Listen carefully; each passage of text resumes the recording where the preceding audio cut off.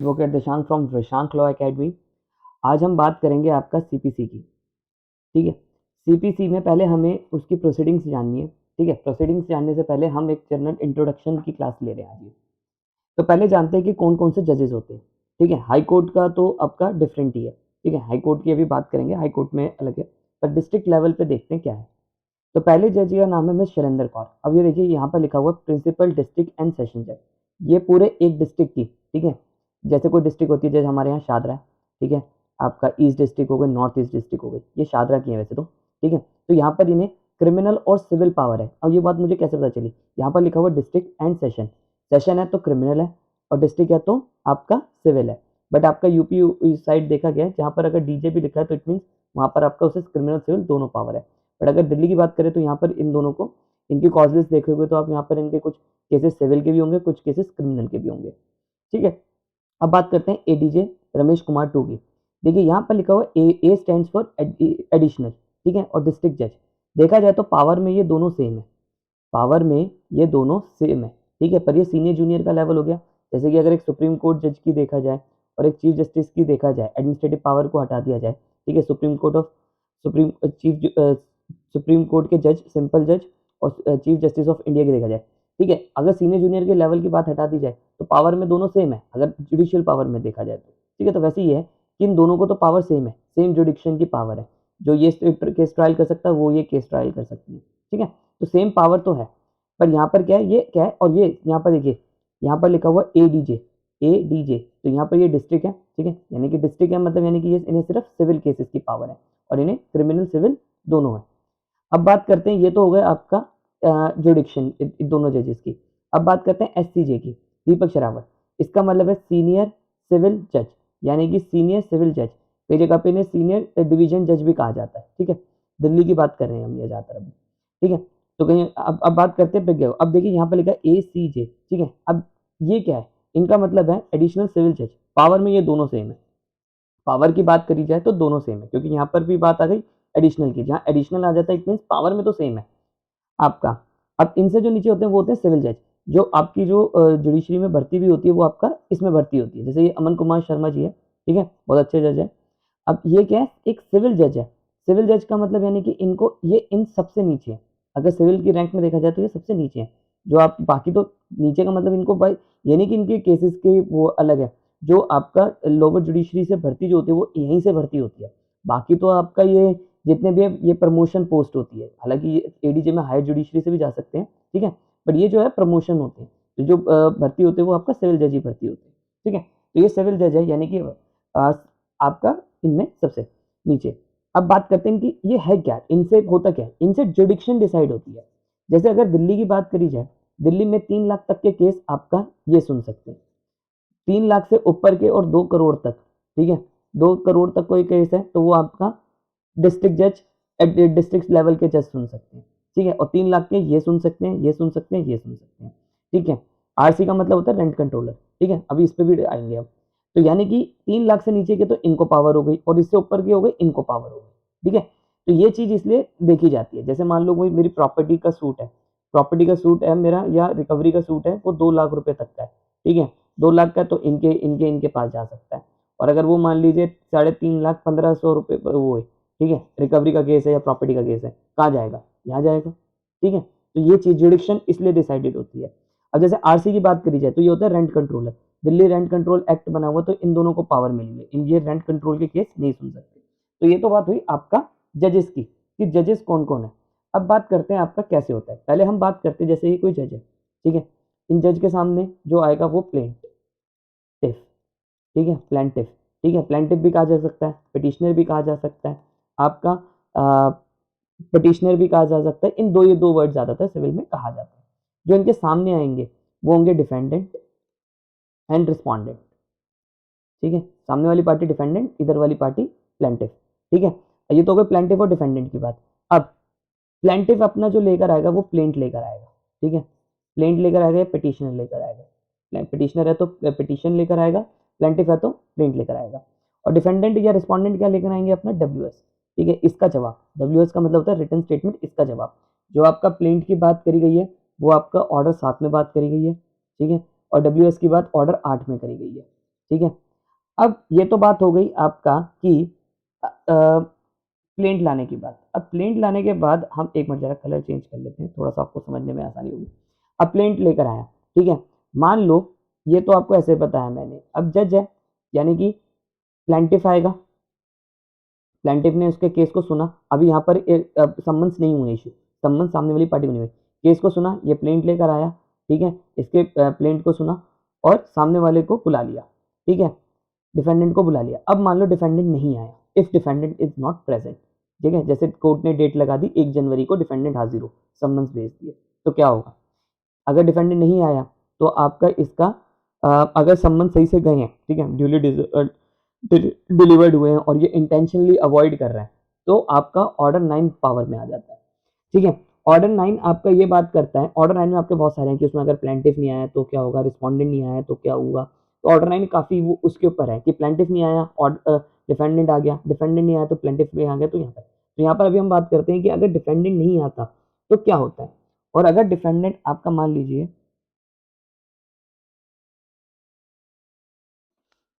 और अगर मान लीजिए आपका ये देखिए जज आया, जज के सामने प्लेंटिफ आया, ठीक है, डिफेंडेंट आया, डिफेंडेंट अगर नहीं आया, ठीक है, डिफेंडेंट नहीं आया तो क्या होगा? अगर डिफेंडेंट नहीं आया तो उसके खिलाफ आपका एक्स पार्टी ऑर्डर हो जाएगा। अभी याद रखिएगा, एक्स पार्टी ऑर्डर हुआ है, डिग्री नहीं हुई है, ठीक है, डिग्री नहीं हुई है। अब प्लेंटिफ आया, डिफेंडेंट नहीं आया तो क्या होगा? इसके खिलाफ एक्स पार्टी हो जाएगा, यानी कि इसी को सुना जाएगा और इसके फेवर में केस सुना दिया जाएगा, ठीक है। और फिर बाद में इसकी फिर एविडेंस होगी, सब इनकी एविडेंस होगी, ठीक है, सब कुछ होगा। फिर लास्ट में एक्स पार्टी डिग्री कर दिया जाएगा। डिग्री का मतलब समझिए कोर्ट का फैसला भी, ठीक है। तो क्या कर दिया जाएगा? एक्स पार्टी डिग्री कर दिया जाएगा। अगर मान लीजिए, ये तो वो बात हो गई कि प्लेंटिफ नहीं है, डिफेंडेंट नहीं है। अगर मान लीजिए प्लेंटिफ आ गया तो सॉरी डिफेंडेंट आ गया पर प्लेंटिफ नहीं आया, ठीक है, तो कोर्ट 1-2 डेट तो लगाएगी, फिर इसके केस को उड़ा देगी। तो यानी कि इसके केस को तो डिसमिस करेगी, इसको बिना सुने करेगी, ठीक है, अगर इन दोनों की आपकी अपीयरेंस में अगर कोई दिक्कत आती है तो, ठीक है। तो ये तो बहुत लंबा प्रोसेस है। ऑर्डर 9 में हमें पढ़ना है, ऑर्डर आपका 9 रूल 9 पढ़ना है, ऑर्डर 9 रूल 13 पढ़ना है, बहुत है। पर अभी हम जनरल क्लास कर रहे हैं, ज़्यादा लंबी ना हो इसलिए हम शॉर्ट में बात करेंगे। तो ये तो बात हो गई कि आपका जज आया, जज के सामने प्लेंटिफ आया, डिफेंडेंट आ गया, ठीक है। अब मान लीजिए दोनों आ गए, अब ये क्या होगा? अपनी प्लेंट की कॉपी देगा, डिफेंडेंट इसका नेक्स्ट डेट तक जवाब फाइल करेगा, रिटर्न स्टेटमेंट फाइल करेगा। इस क्या फाइल करेगा? इसके प्लेंट का WS रिटर्न स्टेटमेंट ऑर्डर 8 में, ठीक है, और ये लाएगा ऑर्डर 7 में। उसमें सब देखा जाता है क्या है क्या नहीं है, बहुत सारी चीज़ें, जुडिक्शन ये वो। अब ये जज की बात है, अगर इसके प्लेंट में लिखा हुआ है कि इसके जो रिकवरी है और जो इसका केस है वो 3 लाख तक का है, सिर्फ 3 लाख तक का है, तो दिल्ली की बात हो रही है, ठीक है। तो दिल्ली में तो इसे सीनियर सिविल जज, जूनियर डिवीजन जज या आपका सिविल जज भी सुन सकता है। और अगर 3 लाख से ऊपर हो गया तो डिस्ट्रिक्ट जज सुनेगा, ठीक है। तो ये चीज़ आपकी यहाँ पर देखी जाएगी। अब बात करते हैं आपका कुछ प्रोसीडिंग्स के बारे में। जैसे देखिए कॉज लिस्ट है, ठीक है, कॉज लिस्ट है सीनियर सिविल जज की है। तो यहाँ पर तो मिसलेनियस केसेस में डिस्कस होते हैं। मिसलेनियस केस में आपके डिस्कस हो गए, कोई एप्लीकेशन लगी हो, WS आना है, एप्लीकेशन आनी है, कोई एप्लीकेशन हो गई, कोई रिसीवर अपॉइंट करना है, ये सारी चीज़ें इसमें आती है मिसलेनियस में, ठीक है। तो यहाँ पर हमने बताया कि जज आया, जज के सामने प्लेंटिफ आया, डिफेंडेंट आया, दोनों के जवाब आ गए। फिर ये होता है आपका फ्रेमिंग ऑफ इश्यूज। यहाँ पर पता नहीं शायद लिख नहीं रखा, ठीक है, यहाँ पर कहीं पर भी फ्रेमिंग ऑफ इश्यूज का कॉलम नहीं बना रखा है। चलो ठीक है, हम अपना बना लेते हैं, ठीक है। जब दोनों के जवाब आ जाएंगे, यानी कि इसका प्लेंट आया हुआ है, इसका जवाब आ गया, तो होता है फ्रेमिंग ऑफ इश्यूज, यानी कि मुद्दा क्या है। तो उसमें ये लिखा जाता है कि whether A has to be entitled, जो भी इन दोनों के बीच के मुद्दे हैं, ठीक है, वो डिस्कस करे जाते हैं। जैसे कि अगर इनका रिकवरी का केस है, ए ने प्लेंटिफ ने डिफेंडेंट के ऊपर रिकवरी का केस कर रखा है, तो क्या होगा? ऐसे फ्रेमिंग होगी, whether plaintiff is entitled to claim recovery from the defendant at if yes at what amount, ठीक है, ऐसे, ठीक है, ऐसी ऐसी चीज़ें होती है। यानी कि फैक्ट इन इशू में जो जो बातें आती हैं वो चीज़ें आपका फ्रेमिंग ऑफ इश्यूज में होती है। यानी कि जैसे प्लेंटिफ ने अगर कोई बात बोली और डिफेंडेंट ने कोई बात नहीं बात को नहीं माना, तो वो फ्रेमिंग ऑफ इश्यूज में वो होती है। जैसे ये कह रहा है कि मैं इस प्रॉपर्टी का पोजेशन ले सकता हूँ, ठीक है, और डिफेंडेंट कहता है कि नहीं, इसका ये प्रॉपर्टी का पोजेशन नहीं लेगा, तो ये हो गया पहला इशू हो गया। प्लेंटिफ ने कहा था कि डिफेंडेंट ने मेरे किराया नहीं दिया, तो ये दूसरा हो गया। डिफेंडेंट कह रहा है कि हाँ नहीं दिया, ठीक, मैंने कोई देना ही नहीं किराया, तो ये दूसरा इशू हो गया, ठीक है। जो जो ये चीज़ बोलता जाएगा वो ये मना करता जाएगा, वो आपका फ्रेमिंग ऑफ इश्यूज में आ जाएंगे। ठीक है, तो यानी कि अभी हमने कहा पहले अपीयरेंस होती है, ठीक है, अपीयरेंस के बाद आपका इश्यूज होंगी, ठीक है, और अब तीसरी स्टेज की बात करें तो पीई की बात करी जाए। इसके बाद बोले तो प्लांटिव एविडेंस बोल लीजिए, प्रोसिक्यूशन एविडेंस बोल लीजिए या प्रोसिक्यूशन एविडेंस बोल लीजिए। हालांकि सिविल केसेस है तो पिटिशनर एविडेंस चलेगा और प्लांटिव एविडेंस चलेगा। इसमें क्या है, ये आपका एक evidence by the way of affidavit लेकर आते हैं। ठीक है, ये अपना evidence by the way of affidavit लेकर आएगा। सामने वाली पार्टी का जो वकील होगा या सामने वाली पार्टी, ठीक है, डिफेंडेंट, वो इससे क्रॉस करेगा। यानी कि क्रॉस करने का पहला राइट किसको मिलता है, डिफेंडेंट को मिलता है। पहले डिफेंडेंट क्रॉस करता है और प्लांटिफ क्या करता है, उसको जवाब देने पड़ते हैं डिफेंडेंट के वकील के सवालों के जवाब। ठीक है, तो यानी कि पहले इसे अपना केस प्रूफ करना है। यानी कि एक लाइन से समझिए, जो केस लाएगा पहले वो केस को प्रूफ करेगा। ठीक है, जब आपका अपीयरेंस हो गई, इश्यूज फ्रेम हो गए, ठीक है, मुद्दा क्या है दोनों के बीच में, जब आपके प्लेंटिफ का जवाब आ गया, प्लेंटिफ का प्लेंट आ गया और डब्ल्यूएस आ गया, उसके बाद इश्यूज फ्रेम हो गए। इश्यूज फ्रेम करने के बाद आपका क्या होगा, ये मिसलेनियस आर्गुमेंट्स को भी छोड़ दीजिए। ठीक है, फिर उसके बाद आपका डीपीई के बाद लगेगा डीई। डीई में क्या होता है, डिफेंडेंट एविडेंस। अब यानी कि पता चल रहा है कि इसकी सारे विटनेसेस आ गए, इसकी गवाहियां हो गई, तो डीई यानी कि डिफेंडेंट के एविडेंस और उसके विटनेसेस आएंगे। ठीक है, ये भी evidence by the way of affidavit लेकर आएगा। और जो अब इसका वकील होगा, प्लेंटिफ का वकील होगा या पिटिशनर का वकील होगा, वो इससे सवाल पूछेगा, इसके विटनेसेस से सवाल पूछेगा। ठीक है, और जब दोनों के आ जाएंगे तो फिर ये फाइनल आर्ग्यूमेंट्स पे लगेगा, फिर जजमेंट आएगी, फिर ऑर्डर होगा। ठीक है, यानी कि और जजमेंट के बाद वैसे डिग्री होता है। ठीक है, तो ये चीज आपकी सिविल प्रोसीडिंग्स की बात करी गई। अब एक बार वर्ड टू वर्ड पढ़ते हैं। CPC is a procedure law, ये एक आपका प्रोसीजर लॉ है, कैसे आना है कैसे नहीं आना, कौन सी जगह केस चलेगा, जुडिक्शन डिसाइड होती है। ठीक है, एडमिशन ऑन डिनायल होता है, बहुत सारी चीजें होती है। तो ये आपका 12 पार्ट्स में डिवाइडेड है, 158 इसमें सेक्शंस है। ठीक है, और आपका 150 शेड्यूल में बात करेंगे ऑर्डर 1, ऑर्डर 7, ऑर्डर 8, जिसमें प्लेन लिट और ये बात। वैसे देखा जाए तो ये छोटा है, पर क्योंकि सीपीसी में आपके ऑर्डर्स 51 तक है, ठीक है, तो ये बहुत बड़ा बन जाता है। ठीक है, तो शेड्यूल्स में आपके ऑर्डर्स हैं। प्लीडिंग्स क्या होती हैं, प्लेंट कौन होता है, प्लेंट बाय प्लेंटिफ लाया जाता है, पिटिशनर लाया जाता है, रिटन स्टेटमेंट आपका डिफेंडेंट या रिस्पोंडेंट बोल लीजिए। प्रोसेस ऑफ फॉर्मेट्स कैसे जाता है, सम्मन्स कैसे जाते हैं, अगर नहीं पहुंच रहे तो कैसे होगा, चस्पा होगा, ऑर्डर 5 रूल 20 में होगा। ठीक है, discovery inspection, admission on denial, सबसे ऑर्डर 12/6 की एप्लीकेशन हो गई। ठीक है, डिग्रीज का मतलब हो गया फैसला। ठीक है, जजमेंट के बाद आता है इसमें डिग्री, सबसे मोस्ट इंपॉर्टेंट टॉपिक तो यही है। एग्जीक्यूशन, हुक्म की तामील हो, ठीक है, जो आपके फेवर में जजमेंट आई है उसको एग्जीक्यूट करवाना पड़ता है। फिर एक सिविल जज को क्रिमिनल पावर आ जाती है, ठीक है, कि वो अटैचमेंट भी कर सकता है, प्रॉपर्टी अटैच भी कर सकता है, जेल भी भेज सकता है डिफेंडेंट को, और आपका प्रॉपर्टी को अटैच करने के बाद वारंट ऑफ अरेस्ट भी कर सकता है, वारंट ऑफ अटैचमेंट कुछ भी कर सकता है। यानी कि सिविल जज को इस एग्जीक्यूशन में क्रिमिनल थोड़ी सी पावर आ जाती है। ऐसे बात करें, सप्लीमेंट्री प्रोसीडिंग, कोई एप्लीकेशन को रिसीवर अपॉइंट करवाना है, आपका कोई कमिश्नर अपॉइंट करवाना है, वो चीज़। अपील, रेफरेंस रिव्यू, सिविल में आपका क्रिमिनल में आपका रिव्यू का सिस्टम नहीं होता। ठीक है, रिव्यू जो लगती है वो सेम कोर्ट में लगती है। जो अब रेफरेंस हो गया आपका हाई कोर्ट में जाती है हमेशा। ठीक है, रेफरेंस हमेशा हाई कोर्ट में जाती है। अपील आपका अगर सीनियर जो सिविल जज के पास है तो डिस्ट्रिक्ट जज के पास जाएगी, डिस्ट्रिक्ट जज के पास है तो हाई कोर्ट के पास जाएगी। ठीक है, और एक और यहाँ पर होता है रिवीजन, रिवीजन भी आपका हमेशा हायर कोर्ट में जाती है। ठीक है, रिव्यू हमेशा सेम कोर्ट में फाइल होती है। मिसलेनियस केसेस हो गए। ठीक है, अब बात करते हैं थोड़ा सा और। Summon should be delivered defendant within 30 days. यानी कि जज आया, ठीक है, जज के सामने जज आया, प्लेंटिफ आया, प्लेंटिफ के केस को सुना और सामने वाले को सम्मन्स कर दिए। अब ये 30 दिन में आपका वो सम्मन्स उसे डिलीवर हो जाने चाहिए। ठीक है, 30 दिन का, और 30 दिन में ये कोर्ट के सामने आएगा। हालांकि इतना जल्दी होता नहीं आ जाए। और फिर जब वो कोर्ट के सामने आएगा विद इन 30 डेज, उसे कोर्ट में आपका WS फाइल करना पड़ेगा। ऑर्डर 8 में हमें ये पूरा डिटेल में पढ़ना है। ठीक है, अभी जनरल बातें जाएंगे। In case of degree of payment, if the judgment debtor, देखिए एक होता है डिग्री होल्डर। ठीक है, डिग्री होल्डर जिसके जो केस का फैसला है वो उसके हक में आया। डिग्री होल्डर मतलब जिसके हक में फैसला है। और जजमेंट डिबेटर मतलब यानी कि डेटर मतलब, जजमेंट डेटर मीन्स जिसके अगेंस्ट में फैसला आया। ठीक है, ये मतलब डिग्री इसके ये जीत गया, ये हार गया, ऐसे समझिए।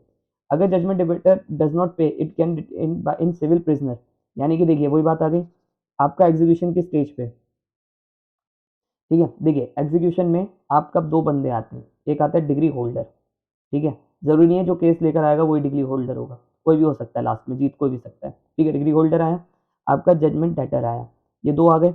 अब मान लीजिए अब यहाँ पर क्या होगा कि ये जजमेंट डेटर जो है वो इसको पैसे नहीं दे रहा, तो कोर्ट क्या कर सकती है, इसे आपका जेल भी भेज सकती है, सिविल प्रिजन में भी भेज सकती है, उसके कुछ पैसे नीचे है, ठीक है, 2000, तो कोर्ट इसे जेल नहीं भेजेगी, ठीक है। और अगर 2000 से ऊपर देने हैं तो कोर्ट इसे जेल भेज देगी, सिविल प्रिजन भेजती है, पर डे का उसके हिसाब से पैसा देना पड़ता है। इन case of attachment of while execution of degree, the monthly salary 1002, इसमें क्या होता है कि सैलरी भी अटैच्ड हो सकती है, ठीक है। जो जजमेंट डेटर की जो सैलरी है, मान लो इसकी सैलरी है 5000 रुपये, ठीक है, और इसने डिग्री होल्डर ने इससे 10,000 रुपये लेने हैं, तो इसकी 2 महीने की सैलरी जजमेंट डेटर की, यानी कि जो केस हार गया, वो इसकी सैलरी, अब इसकी सैलरी कोर्ट अटैच कर देगी, ठीक है, जजमेंट राइटर की, और इसको डिग्री होल्डर को पैसा देगी। He will court will pronounce the judgment once a trial is over, अब जब कोर्ट में आपका केस खत्म हो गया, तो shall under pronouncement judgment 30 days, यानी कि देखिए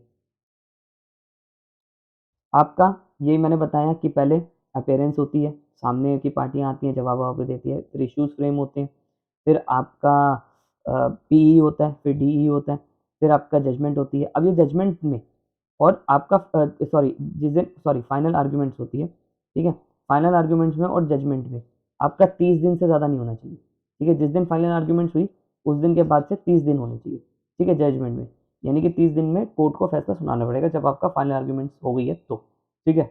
इसलिए पर कोर्ट आपका क्लैरिफिकेशन लगा के आगे बढ़ा देती है, इसलिए हमेशा जब भी आपका अगर ऐसे जब जजमेंट हो गई, फाइनल आर्ग्यूमेंट्स हो गई और जजमेंट आ जाए, तो इसमें आप रिटर्न आर्ग्यूमेंट्स फाइल कर दीजिए हमेशा। रिटर्न आर्ग्यूमेंट्स फाइल कर दोगे तो हमेशा इससे फ़ायदा होता है कि आपका वो कंसिडरेशन करके डेट नहीं खींचते, ठीक है। आई होप आपको मेरी वीडियो पसंद आई हो। अगर आपको मेरी वीडियो पसंद आई है तो चैनल को सब्सक्राइब करिए। इसमें एक बात ये रह गई, but in the case of exceptional and extraordinary court में फिक्स द बियॉन्ड 30 डेज एंड 60 डेज कंक्लूजन। बस सिंपल सी बात है, अगर उसे 60 डेज भी कर सकती है, पर रिकॉर्डिंग में रीज़न देना पड़ेगा। अगर आपको मेरी वीडियो पसंद आई है तो चैनल को सब्सक्राइब करिए।